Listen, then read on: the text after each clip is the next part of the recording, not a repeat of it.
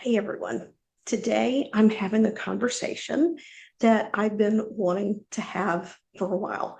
I have a special guest on. She is someone who has been in the healthcare field for a very long time. And I personally got to witness part of her journey when the two of us were in a coaching program together. She has gone from working in medicine to taking a holistic approach. And I love her story and I love how she is helping people because it's all about the mental, the emotional, the physical, and the spiritual. Today I have with me Dr. Katie Deming, MD. She's an integrative oncologist, inventor, and TEDx speaker who's refining cancer prevention, treatment, and healing. After 2 decades as a radiation oncologist and healthcare leader, Katie shifted to a holistic practice that helps clients to detoxify and nourish their physical, mental, emotional, and spiritual bodies in order to activate their innate ability to heal. Her passion for bridging the power of science with holistic health has led clients to remarkable outcomes, including tumor shrinkage, remission of advanced cancers, and avoidance of invasive treatments. Dr. Katie's practice is centered on prolonged supervised water fasting with metabolically appropriate refeeding protocols. She leads group fasting programs that are designed to foster community support, metabolic healing, and profound emotional and spiritual transformation. So I'm really excited to dig into this with Katie because something that has been taken from society at large is our ability to heal ourselves because humans were not created broken. Hey, everybody. So, as I mentioned, Katie is here with me. I've known Katie for several years. We connected in a group coaching program. And to just see what you have done in the last few years, not just in how you help people, but with your personal life, the transformation that you went through to get here has been amazing because you had to make some very bold, brave decisions around your authenticity. So I think just before we dive into all the fun stuff, introduce yourself a little bit and let people know about your medical background because I really want us to focus on where you've gone as we chat because that's where the real healing for people is going to be. Sure. Well, thank you so much, Penny, for having me. It's my pleasure to be here. So, my name is Dr. Katie Deming. I am a radiation oncologist by training. I did medical school and residency all at Duke University in North Carolina. And then I practiced for about 20 years as a radiation oncologist and also as a healthcare leader. And really was, as a healthcare leader, in charge of end-to-end cancer care, looking at the whole continuum from prevention, screening, diagnosis, treatment to survivorship or end of life, and had really roots in looking at how do you design better cancer care, along the continuum. And in 2020, I had something called a shared death experience that opened my eyes to what we were doing in Western medicine was not really healing the underlying problem, it was treating the symptoms. And that led me to leave my career in Western medicine and sacrifice a lot in that process because my husband didn't understand. It was really a challenging experience to realize that what I had spent my whole life training for, I didn't finish my training as a radiation oncologist until I was 32. And then to realize, like, oh, this is not what I'm meant to be doing. And to pivot out of that, it required a lot of real big introspection and life changes, but eventually moved out of that. And now I have a holistic practice where I do help people who are interested in doing conventional therapy get better results by focusing on the root cause and really changing their life, because healing requires radical change. But I also help people who are not interested in doing standard of care and healing naturally. So that's what I'm doing now, but I've been deeply rooted in Western medicine for 2 decades before I made this shift into more holistic healing. Yep. I remember you telling a story, and I'm just going to paraphrase because I don't remember all the details, but something about being in your medical training.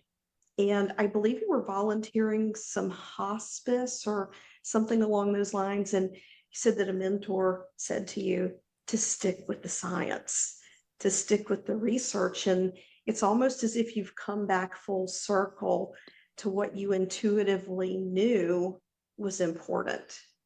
Yeah. So that story was actually as I was an undergrad. When I was an undergrad, I studied neuroscience and biopsychology, so the biological basis of psychology.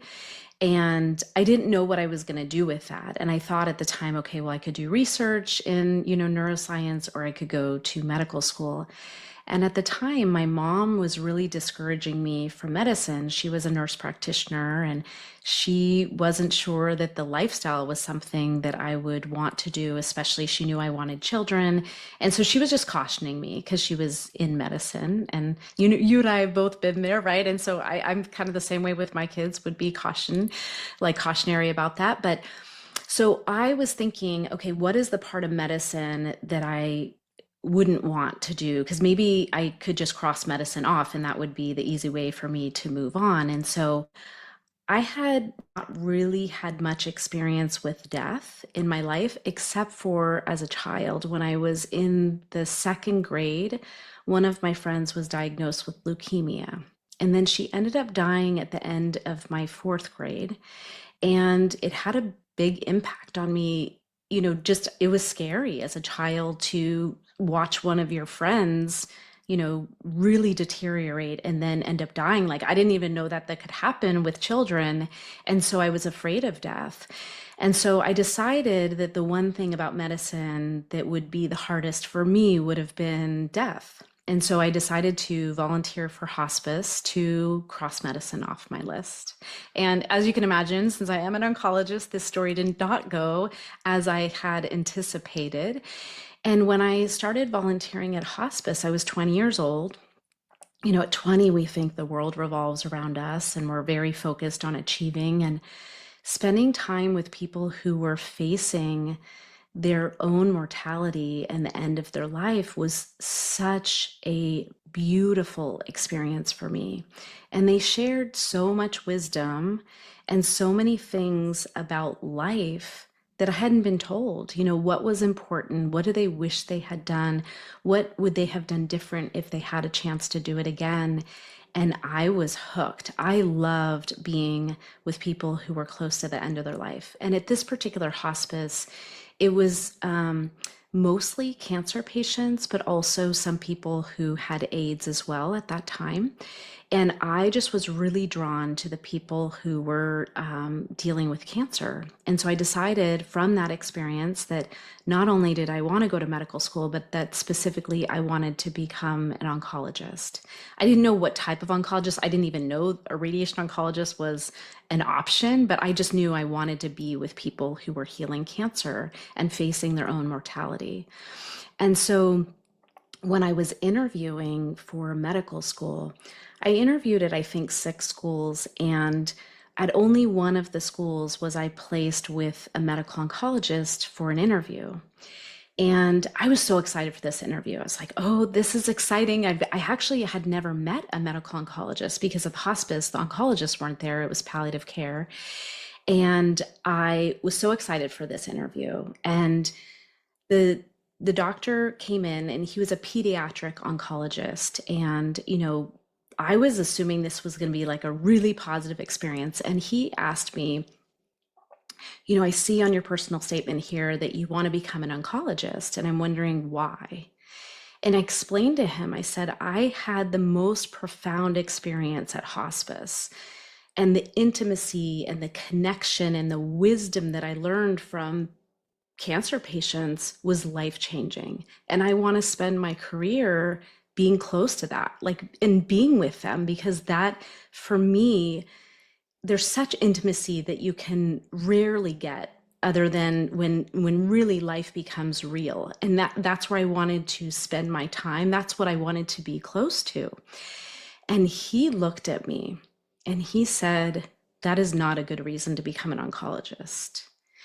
If you want to just be close to people who have cancer, you could be a nurse, you could do a whole bunch of other things, you could become like, a therapist, you could do these other things. But if you want to become an oncologist, you have to love the science, because you have another 9 years of education in front of you in order to become an oncologist. And by the way, when you become an oncologist, you actually don't get that much time, to really talk about these things.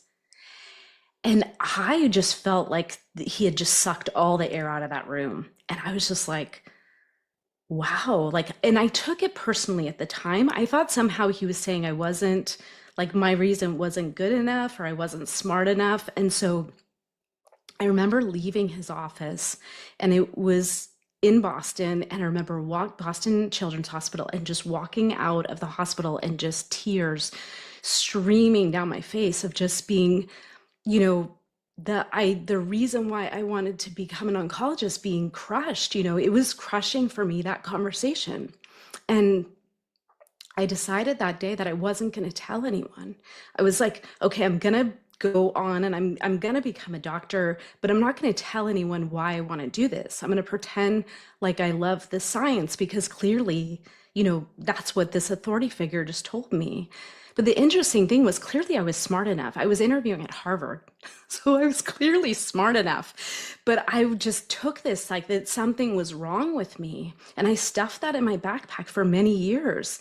And exactly as you say, is like, now it's come full circle that I realized, like, I was attracted to this space that was close to death because there is so much wisdom. And yes, of course, the science is important. And I learned the science because it was necessary to take care of my patients. But that's never what drove me. I love my patients. I want to be there for them.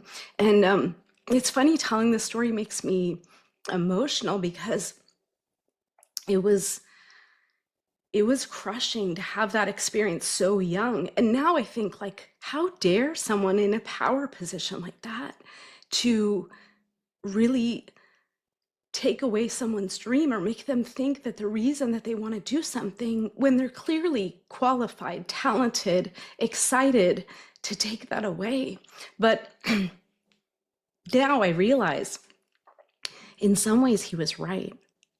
In some ways, medicine is not about the wisdom, the beauty, the true healing. And that he was maybe warning me, and it's funny because it took me many, many years to get there, that I see, like, oh, actually, I see the truth in what he was saying. Because as you know from practicing, it's like, it's coding, it's, you're writing notes, you're not getting all the time with the clients. But it was important for me to have that foundation, to be a medical doctor, to practice traditional oncology for so many years, so that now I can practice on my own terms, right? Now I get to focus on the deep healing, the spiritual stuff, all of that stuff that I knew from the very beginning was important. But I unfortunately had to go through, all of the training and the hard part to get to this point where I realized, okay, you know what, actually Western medicine is broken. The system is really designed to give medicines, not to heal. It's really to treat the symptoms. So that experience was life-changing for me. Yeah, and I didn't anticipate you going that deeply into it, but you touched on something that I talk to people about all the time, and that is that authenticity and staying true to themselves. And that was what felt crushing for you in that moment, is what you knew to be true for you.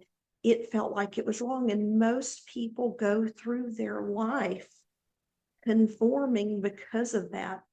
And I've got a question I'm going to ask about that in just a moment, but you wouldn't be able to help people at the level that you are serving people now without that in-depth knowledge of the science, because we're going to talk about water fasting, and there is science behind that, because people have been led to believe, especially the last 2 decades with all the pharmaceutical advertising, that we have to have something outside of us to heal. And that simply is not true. So the question I have for you is, when you're working with all of these clients who are dealing with a diagnosis of cancer, how often is a repression of what it is they truly love and are passionate about? How often does that come into play? Well, what I'll say is that it's the crux. It's the crux of everything. So, I just actually recorded a podcast about this exact topic of, in society, we've been conditioned to think when you're sick with something like cancer that the focus is on eradicating disease, right? And there's absolutely a place for that. I've spent my career doing that, and people still come to me because that's what they want. But because I've spent so much time around people who are dying, my practice was 40% palliative, meaning the people who I was treating had incurable cancer and eventually would die of their cancer. And, 60% of my practice was curative, but I loved being with people at the end of their life. And so I would really listen to what they say. And the things that people say at the end of their life are very consistent. The most common regret that I heard was, I wish I had the courage to be myself. I wish I hadn't done what everyone else wanted me to do. I wish that I had just done what was in my heart. And they see it at the end of the life that this is actually what this experience is about. Being here as a human is about expressing your authentic, unique version of one, right? There only is one of you, right? There's only one Penny. There's only one Katie. And at the end of people's lives, they see that, right? And that doesn't matter. Like, if someone dies of their cancer or they're healed of their cancer and they die of something else, if they have not been authentic to this themselves, they all have that same regret. And I've cared for thousands. Like, so in my practice, I've seen over 5,000 people. So, whatever that is, like over 2,000 people who were close to death that I've been close to. And they all say the same thing. And so this is the biggest thing in my practice that I talk about is I say, of course, I want to help you eradicate cancer. We're going to do everything that we can to achieve that goal. But if you do not get connected with yourself and start to dismantle the conditioning of who you have become because of society, because of family, because of, education, all of those things, you're going to regret that at the end of your life. And for me, in my heart, that's the most important thing that I can do for people, is help them peel back the layers so that they can get in touch with who they are authentically and express that before they leave this body. Yeah, I realized several years ago that probably one of the biggest things that I do, and I don't say this to people, but when we're working together in hypnosis and we're shedding all of these repressed and stored emotions, I have witnessed people becoming 10, 15, 20 years younger in the span of 90 minutes. Their entire body changes. And inside, I realized that doing work at this level, really going inside, whatever the issue is someone's dealing with, it allows them to live longer. It's literally saving their life. I mean, to some extent, I don't like that phrase because you and I both have a mentor who is an indigenous shaman, and life is what it is. And we learn our lessons along the way, but it's literally helping them to not have an experience of illness down the road. Now, as you made the shift into the more integrative, holistic approach, how did you even decide where to start with that? And where have you ended now on this journey of discovering what works for people? Yeah. So it's been really interesting because when I realized that I needed to leave Western medicine, I became very suspicious of training and the systems that I was a product of. And so I did not want to jump into like another training and do an, integrative fellowship or a functional medicine fellowship because I was starting to see that the structures, there's an agenda, right? It depends on, who's behind it. But so I knew that I needed to find my own way. And, you know, as you brought up, our mentor, he's actually a partner in my practice, which I did not expect when I left Western medicine. But he's explained that this is something that we've done before in other lifetimes, and that, this is the role. And there was a reason that I got an MD and that I have the credentials and the credibility that I have. And he told me this was actually a really hard lesson that I left Western medicine in the summer of 2022, and I was thinking I'd take like a few months off and then I would start practicing in some way. I didn't know what it was going to look like. But he told me in November, he's like, you can't go back out into the world. You need to stop. You need to stop your world. You need to do your internal work and your healing because you can't give anyone what you don't have. And he didn't put an end date on it. He just said, this is for right now, you're not ready. You can't go back out. And so I spent like over a year, like a year and 5 months, just focused on my internal centering, my internal healing, shedding the layers. I also went through a lot of trauma during that year because my decision to leave Western medicine resulted in my divorce because my husband did not understand. My mom was diagnosed with cancer right around that time when I made the decision to leave. And then she ended up dying in that same year. I had to sell everything, move. So there was a lot of moving pieces. And he said to me, he said, given all the trauma that you're going through, someone could get cancer from that. He's like, I'm not saying that's going to happen, but you need to do the deep healing because if you don't, you could get sick. And then the other piece is that you don't have anything to offer people until you've done the internal work. So I spent that time, a year and a half, like really, who am I? What am I here to do? And then looking at the pieces of what do I want to bring into this practice?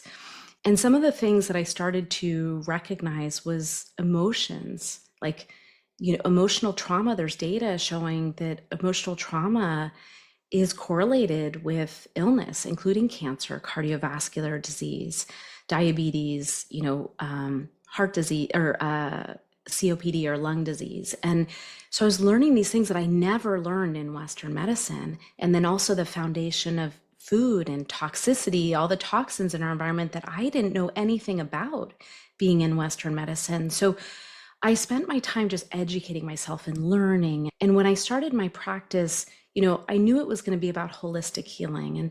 And healing, the definition of healing is bringing wholeness back to the being, right?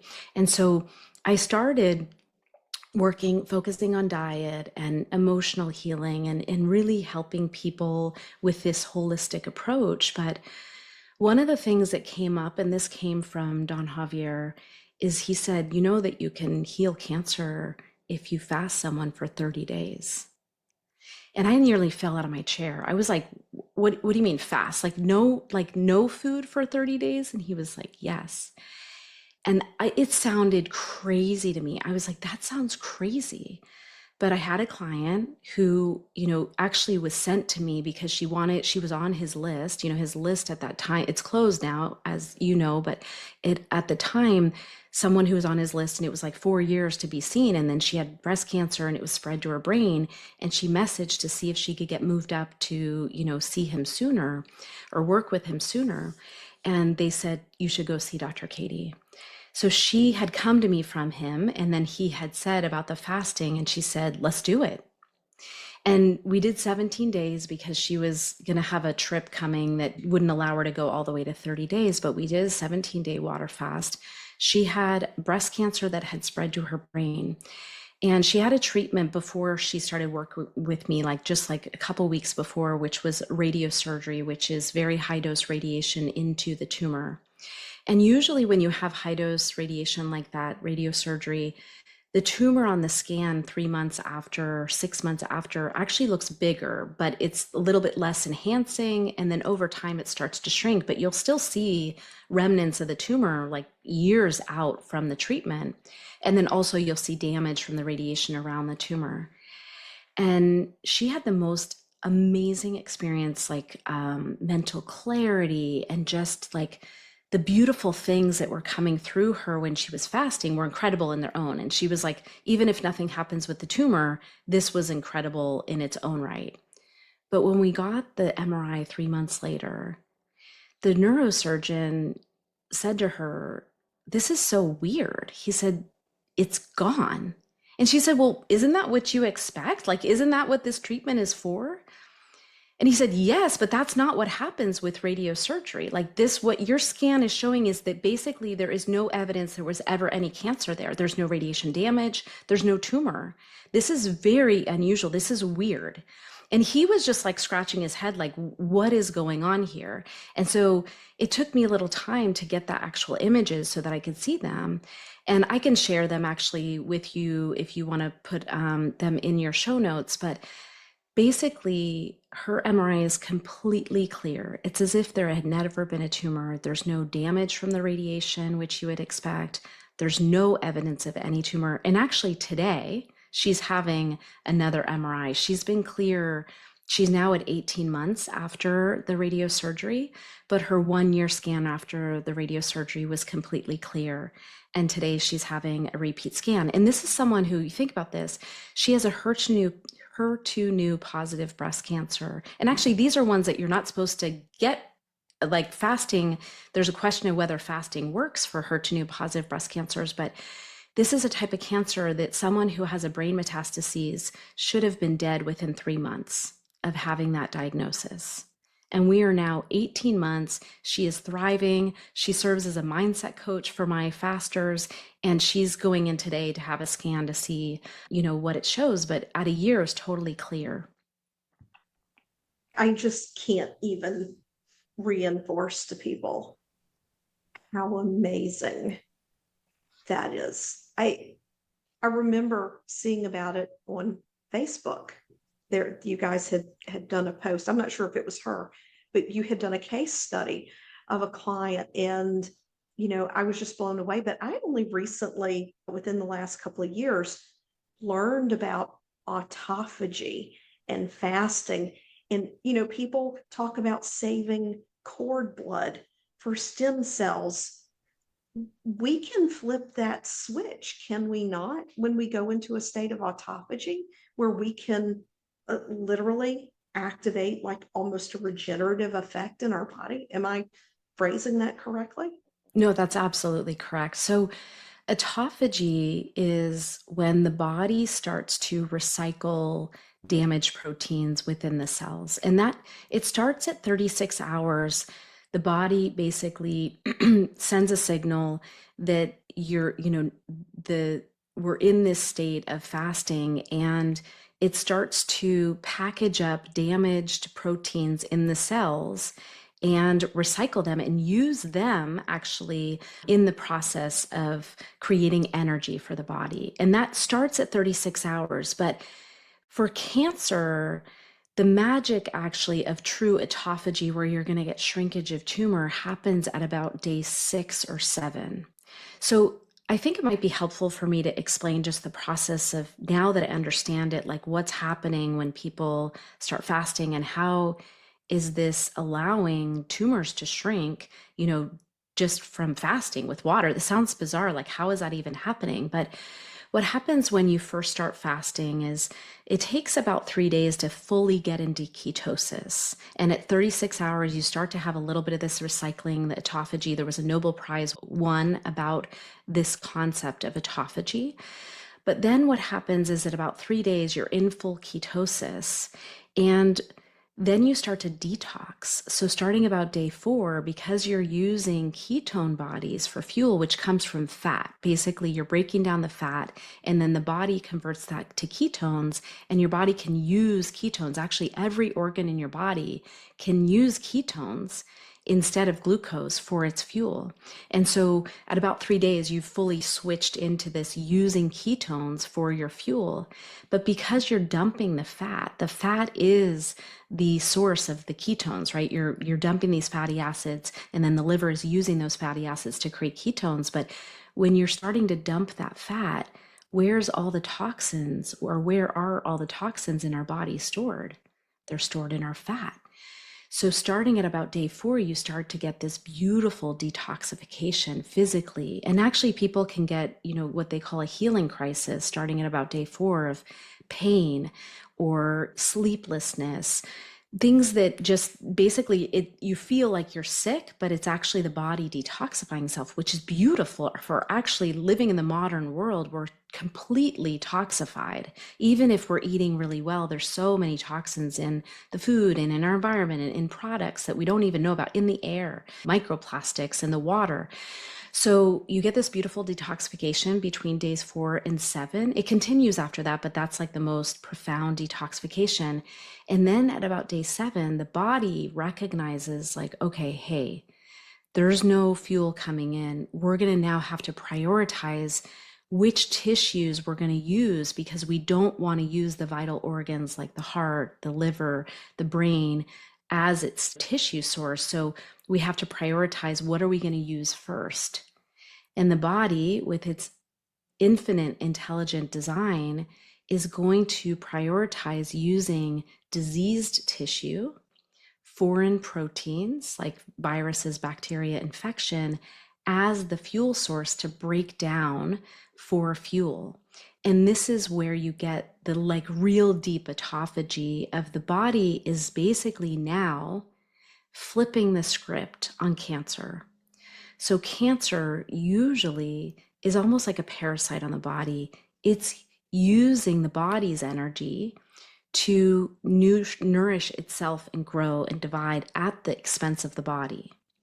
But when you're in this fasted state and you get to 7 days, you flip that, and the body starts using the cancer as the fuel to nourish the body and keep it alive. And this is the mechanism for how water fasting can actually cause cancer to go away. It's not that the water is doing anything, it's that the body is recognizing, okay, we've got to find energy. We're going to use diseased tissue first.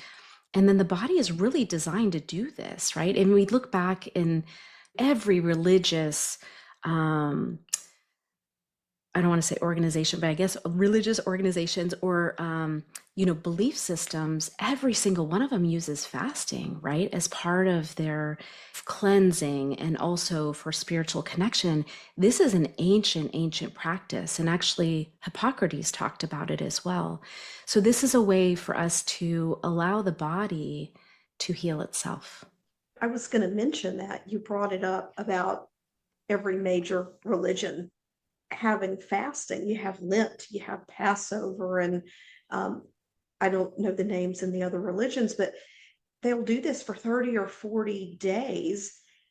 And yes, it's that spiritual piece. But if we truly look at it, our body is the temple that our soul is using to have this experience. So it's not just about the spiritual piece, it's about purification of the vessel that the soul is using to do what it's here to do.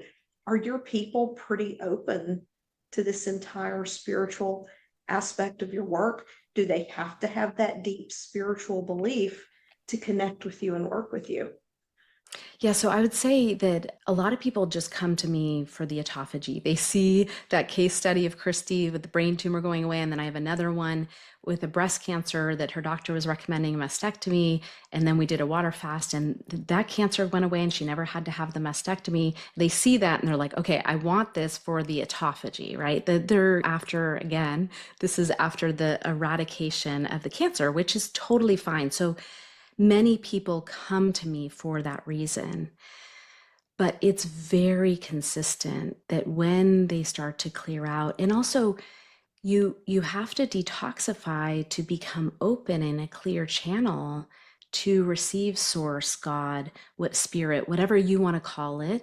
That clearing allows them to connect with that source. And so even though they may come in not knowing that's what they want, all of them say that when they leave, that they're changed forever. That is a transformational process, a shedding. It's also not a mountaintop experience where you're like, oh, and it's beautiful and you're thinking it's going to be blissful. It's hard because I have them rest. So when you're fasting for healing, you need to rest. And so we're basically stopping their world and they're doing nothing.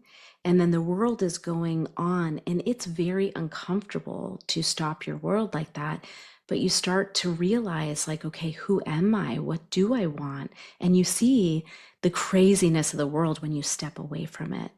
So I would say they don't, most of them don't come to me looking for that, but now more and more are, because now I'm starting to tell the stories. Like I have a beautiful story of a woman who, at night, she started getting these messages. I think at about day 11 or 12, she started hearing this message, go get a pen and a paper or a notebook.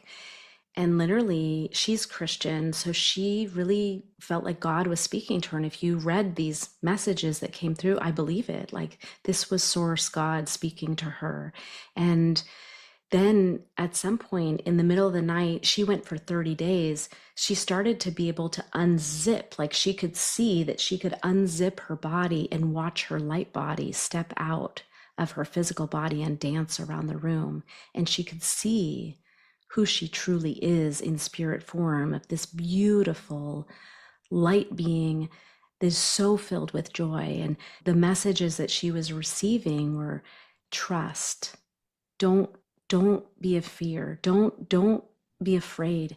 There's a plan. Like everything is in order. All the things that you probably teach your people and that I teach my people, she was experiencing, and that's what happens. So you can learn about these things, but when someone has a direct experience like that, they're changed forever. Yeah, and I think it's important to, even as you share this story, as I've shared stories, I tell people it's not something that you're doing for someone. It's not something I do for people, as Don Javier would say, only one can do. They committed to themselves. You're the guide, you're the facilitator.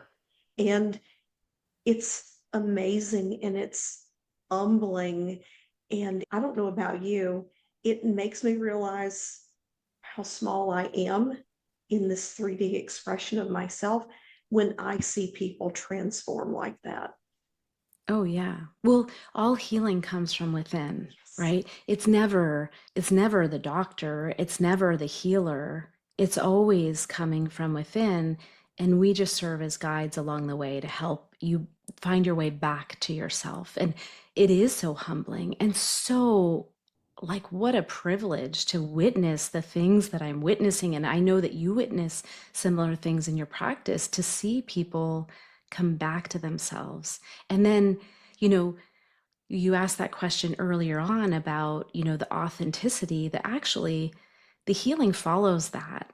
When you come back to yourself and you find the peace and you really connect with that, it's amazing how the body reorganizes to heal itself. So it is humbling. I agree completely. I think that there's something that bears saying here. You've been talking about water fasting in 7 days and 17 days and 30 days. There are so many people out there promoting fasting and forming ad hoc groups. If you water fast, and I'm going to let you dive into this a little bit from more of a medical perspective, because none of this is medical advice. We're talking just about ways that you can begin to activate your own innate healing. When you fast, if it's more than 2 to 3 days, you've got to be under medical supervision, because there are a lot of shifts happening in the body when it flips that metabolic switch, because that's what it is. So I would love for you to elaborate on that just a little bit. Sure. Well, what's interesting is I think people don't realize fasting, our bodies are designed to do this. So the fasting is not dangerous, it's the refeeding. And Okay. so when I'm 100% in agreement with you that if you're going to fast beyond 3 to 5 days maximum, you have to be doing it with someone who knows what they're doing and to be monitoring it. Socrates is quoted as saying, any fool can fast, but only I forget it's something like only a wise man can break a fast. So breaking the fast is the trickiest part. And the reason why is there's a couple. One is that when you start eating again, your body hasn't been producing any insulin, which is actually a lot of what creates the beautiful shifts in the body. And we could talk about this. We didn't talk about it, but stem cells are released, and there's all these beautiful cascade of physiological processes that are happening when you basically reduce insulin production in the body. And when you start eating again, if you eat the wrong foods, if you eat too much food, you basically are going to have insulin spike. And when insulin comes back online, all of a sudden, it causes shifts in your electrolytes. And the electrolytes shift from the bloodstream into the cells, and you can have catastrophic drops in magnesium, potassium, phosphorus, and also phosphorus from the bones actually can become a problem. The phosphate is actually one of the biggest challenges with refeeding. When you eat after a fast, if you don't do it in the right way, and actually the right way is going to feel like you're still fasting, because you have to really limit the calories. You have to really limit the types of foods that you're introducing. If you don't do that correctly, you can have seizures, you can have cardiac arrhythmias, you can go into a coma. There are a lot of really terrible things that can happen. And so this is really important if you are going to do a prolonged fast. And I would say past 3 days is a smart move to think about. Some people are doing 5 days, they work their way up, and then they're, adjusting what they're eating and really fast adapted, and they do that on their own. But especially if you're healing and you're doing one of these longer fasts, you have to do it with someone who knows. And also, we monitor every day their blood sugar, their ketones, their blood pressure, their heart rate, their temperature, so that I can see, okay, are they getting into trouble? And I can tell what's happening with their electrolytes just from their vitals. And then we do labs once a week to make sure, are their electrolytes tolerating this? So I agree 100%. You need to be doing this with supervision with someone who really understands the process and how it needs to be done. And also, the other thing is, one of the reasons why I really started doing this is I started with a couple of clients, but then I was like, well, there's centers that fast people, so I'll just send them to the centers, because it wasn't my area of expertise. But the problem is, most of the centers are plant-based. And so when they refeed people, they refeed them with fruit juices. And specifically, if you're healing cancer, or frankly, I think if you're healing anything, you've just reset the microbiome. That's another thing that really is incredible that happens. The microbiome is reset with a fast. If you introduce fructose like that, you basically are undoing the benefits of the microbiome reset. And then for cancer, that's just straight fuel to any cancer cells that are there. And so I realized nobody was refeeding in a way that's metabolically correct for someone who's healing chronic illness and cancer. And so that's why I started doing it. And now I do it in group settings where I have a group starting every Monday and basically fasting them so that they can get their refeeding done in a metabolically appropriate way for someone who's healing chronic illness and cancer. And then also now the spiritual aspect of all of that, we support all of it. That's amazing. I have to say that the refeeding piece, I watched your webinar that you did on water fasting, and that was the first that I had heard of that. But it makes sense because if you're not making insulin and then you take in all of this sugar aside from the microbiome and knowing how that insulin drives everything into the cells, I can see how that really becomes problematic and potentially life-threatening. Share with people a little bit about how they can get started with you, how they can find you. I know that every time I see someone who is looking to find a way to manage a cancer diagnosis, navigate it, and they're thinking outside of the allopathic box, I'm tagging you left, right, and center. I think that the work that you're doing is not only science backed, it is going to be the way that humanity is going to survive this box that Western medicine's put us in. I truly believe that. I so appreciate your support. And my website is katiedeming.com. People can find me there. I do have a free prolonged water fasting guide to kind of explain what is the science behind it. What does it really look like to do a prolonged water fast and what are the benefits? Because it's not just cancer that can benefit from that. And now I have a lot of people who are seeking me for the spiritual aspect of it and just as a reset. And actually, doing a 7-day water fast reduces your risk of getting cancer in your lifetime by 70%. Well, And say that again. Stop. Full stop. Slow down and please say that again. Yeah. So there was a study done, came out of Boston, that showed that if you do a 7-day water fast at one point in your lifetime, you reduce your risk of developing cancer by 70%. And what's so important about that for people to understand is that today, the risk of getting cancer in your lifetime, if you live in the United States, is 1 in 2. I was going to say it's 50%, isn't it? Yes. And it used to be like 100 years ago, it was 1 in 33. So we all should be thinking about this in terms of cancer prevention. I have that water fasting guide on my website. People can see that. You don't have to have cancer to fast with me. If you sign up for the guide, you get the webinar. And then if you're interested, you can fill out an intake. And then I have a podcast called Born to Heal. And I started it when I was practicing. Actually, when I was in the group with you is when I started in that coaching program. I started the podcast. And then as I left Western medicine, now what I do is I bring on experts and I talk about topics that I should have been taught in medical school to bring people along on this journey of learning because I'm a student myself. And so my podcast is really about curiosity and learning the things that we're not being taught in allopathic medicine. And then I'm on social media, Katie Deming MD on Instagram.